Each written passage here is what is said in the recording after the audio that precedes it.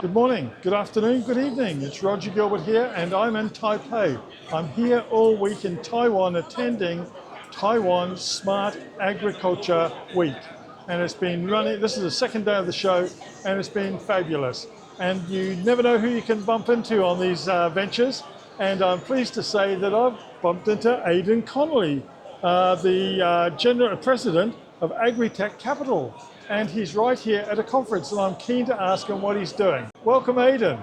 Thank you, Roger. Big surprise for me also to find you here. I suppose I shouldn't be, since you're also a global traveler. Aidan, what are you doing here? That's what I want to know. I was keynote speaker this morning at the Precision Agricultural event, speaking particularly about AI and sustainability. So that's obviously an area that I've been researching a lot recently. Publishing also in your own magazines, the impact of that's going to have on aquaculture, on grains, on livestock in general, on the feed industry. So many of the questions I got this morning pertain to that. Yeah, and my feeling is, I know it's not a global one maybe, is that AI is very much a fully developed industry's next step. Is that the case in Asia, in countries like Taiwan? Should they be taking on board AI as fast as they can? Well, I've tried to encourage people to look at AI as being an essential part, as essential as the internet is today, electricity was in the past. It's going to be the glue, the currency by which we define successful business versus unsuccessful businesses. It's going to change a lot the types of people we hire. I made the argument today that we're not necessarily going to look at what somebody's university is, what their mother or father did for a career, or even their IQ. We're going to be looking at their ability to harness and use these LLMs, the large language models such as ChatGPT, because all the information's out there. What you're doing in terms of how you develop those prompts is creating a way to scrape the internet, collect all that information, and make far better decisions faster. So it is certainly extremely important to agriculture in general, and Asia specifically in this case. Yeah. Now, the audience you're speaking to today, did they respond to that in a positive way? Do they see the future? Yeah, I mean, you could see, obviously I tried to be humorous, tried to be interesting, tried to be sometimes provocative, and to give them perhaps some sound bites.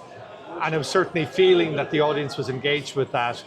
To be fair, I was followed by a lot of other speakers who had very specific information about technologies being used or developed in Asia and how those could also move forward the whole artificial intelligence conversation. But as the first speaker of the day, I did feel that the audience was definitely engaged with what I was talking about. Yeah, and do you see that Asia, or Taiwan in particular, has developed those other technologies that you often speak about, other than just AI? Do you see those technologies being adopted in Asia as well? Yeah, I think in particular, I looked at, for example, the eye chase technology, which is used to remove birds, reducing the risk of avian influenza. It's a smart camera with a laser developed here in Taiwan. That's very exciting to me. I saw technologies relating to pig husbandry. We obviously see a lot in terms of vertical farms, controlled environmental agriculture. I've seen things for feed mills and things for poultry and dairy, sensors, robotics, AI, autonomous vehicles. All of these technologies we see being developed globally. Versions of that are being developed here. I am trying to provoke people, push people to say, I want to see commercial technologies, not just something developed by a university or by a government. And that is the next leap that needs to take place, I feel, in terms of what I saw at the show here today. Yeah, and I'm also thinking of sustainability, environmental impact of what we're doing as an industry, as a feed industry. Do you feel the technologies that we're adopting to address these issues is also cost effective for us? Or is there an additional cost that's costing the industry? Today, there's no doubt that the cost effectiveness is going to be the barrier in terms of adoption. And I think the technologies I see getting traction, they all have to prove themselves as being capable of delivering a cost return for the farmer, not to be subsidized by a government or not to be paid for by a food company. That's not happening. Maybe it should happen, but it's not happening today. So I'm very much a believer in the fact that the technologies have to stand on their own 2 feet. I think the ones that are getting traction are capable of doing that. But without that, I think that they will find themselves really perhaps winning some Nobel Prizes or being published in magazines or even in journals, but not really being used on farm. That would be of concern to me if that doesn't happen. Yeah. Those are not the technologies that are going to transform agriculture. Yeah. And there's not one size fits all when it comes to this technology. You mentioned how some is being transformed or modified within region. Is there one size that's going to fit all?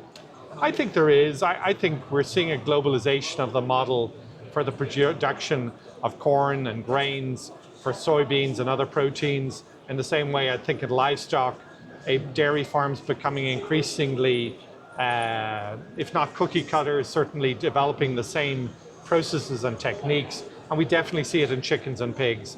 So from my perspective, I think those technologies that work in one country can be applied in others with, of course, certain adaptations. And where are we going to find you next, Aidan? You're a global traveller, always popping up on my LinkedIn profile. Where are you planning to be next? Yeah, so I've got trips to North America. I continued in Asia, trips to North America and Europe in the next month. I'll be speaking at several conferences. I like to have people know after, not just always before. So Roger, not that it's a secret, but you will soon find out on my LinkedIn page where I've been and what I've seen. I do try to do more than just talk about what I'm talking about, but also, as you know, when I see a food trend, when I see something in agriculture that I think is important or interesting, I also try to make sure that that's incorporated in my desire to be a conduit or a way in which you can keep in touch with what I see when I'm traveling around the world.